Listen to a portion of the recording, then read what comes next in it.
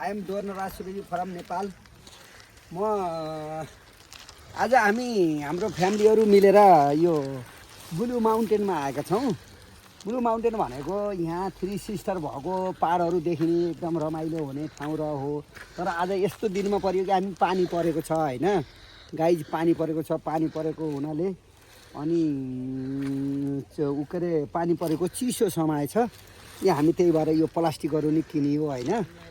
पानी परेको छ अनि घाम पनि लाएन, त्यस हुनाले पुरा हामीले सफा तरिकाले देख्न पाइएको छैन है।